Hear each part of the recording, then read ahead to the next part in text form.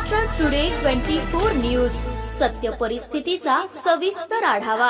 सत्ता कोणाच्या हाती, विजयाची पताका कोण फडकवणार, जनता कोणाच्या गळ्यात टाकणार विजयाची माळ, जनतेचं मत कोणाला, संपूर्ण महाराष्ट्रातील महानगरपालिकेतील संपूर्ण आढावा आपणासमोर।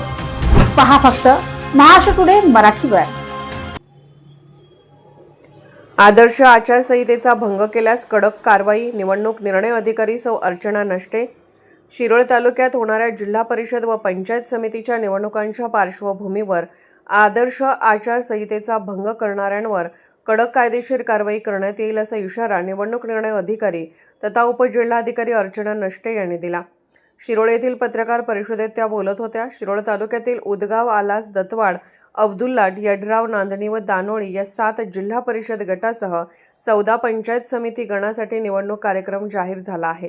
शुक्रवारपासून नामनिर्देशन अर्ज दाखल करण्यास सुरुवात होणार असून त्यासाठी प्रशासनाकडून जय्यत तयारी करण्यात आली आहे, अशी माहिती त्यांनी दिली। निवडणूक अधिकारी नष्टे म्हणाल्या की शिरोळ तालुक्यात जिल्हा परिषदेच्या 7 गटांमध्ये सुमारे 2,40,102 मतदार असून त्यांच्यासाठी 232 मतदान केंद्राची स्थापना करण्यात आली आहे।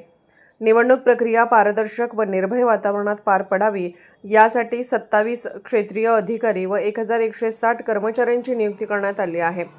निवडणूक खर्चाबाबत माहिती देताना त्यांनी सांगितले की जिल्हा परिषद निवडणुकीसाठी उमेदवारांना 5 लाख रुपये तर पंचायत समिती निवडणुकीसाठी 3,50,000 रुपयांची खर्च मर्यादा निश्चित करण्यात आली आहे। नामनिर्देशन अर्ज ऑफलाईन पद्धतीने स्वीकारले जाणार आहेत। दुबार मतदार असलेल्या व्यक्तींनी ज्या ठिकाणी मतदान करणार आहेत त्या ठिकाणीच मतदान करण्यासाठी संबंधित विभागाकडून लेखी परवानगी घेणे बंधनकारक आहे।